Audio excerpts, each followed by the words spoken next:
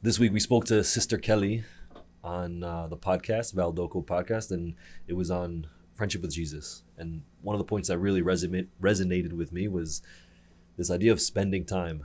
Like we sometimes with God, we don't give him the same patience or the same effort that we do with all our relationships.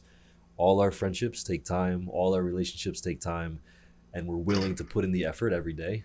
But with God, I never did. I was never taught how to pray when I was younger. I was never taught how to just sit and to listen and to speak.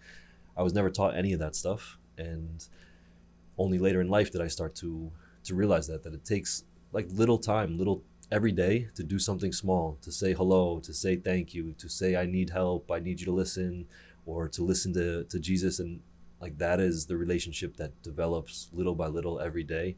And I never took the time. So I was really grateful for what Sister Kelly said, and just that reflection that we need to look at our day.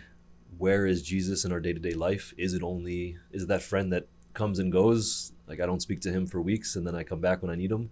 Or is it every day I share my story of the day, the little things that happened, my ups and downs, but I'm really just spending time with a person who is there, present, alive, who loves me, and so yeah, it was a good reflection for me to just think about that. And even though I'm a religious, I have mass every day, I have meditation every day, but that doesn't necessarily mean that I'm actually spending time with Jesus, that I'm actually present to him, and I'm recognizing that he's present to me. So it was a good reminder for me. I don't know what you felt or what you took away from the podcast episode, but So I think what struck me the most now with after a little bit of time was her practice with her journal. So that it's not only like her prayer journal, but her listening, right? And I think I agree. And no one ever sat, no one was like, hey, you need to be quiet sometimes with God so that you can understand like where he's speaking to you. Because I struggle a lot with that of that. When people are like, oh, God told me this. I'm like, well, how did he tell you? Did he talk to you? Did you hear the voice? Did the dove come from the sky? What was it? So that's forever my question. When people say that, I ask them. I'm like, well, how does God speak to you? Because I want to know. Maybe he speaks to me the same way, and I don't know yet.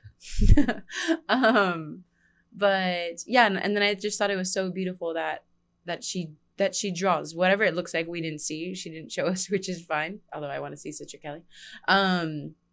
Of like what when she doesn't have the words to express to God, when she does sit in that moment with him, that she draws, and that it ends up then telling her how she feels, but also how she's being comforted by like God the Father or like her friend Jesus.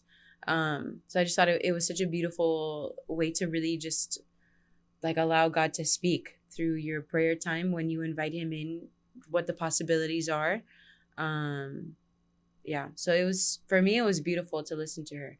I work a lot, and I worked for a long time with Sister Kelly, so to get this like little look into her, like her prayer life, or this relationship that she's built with Christ over the years, was really nice for me.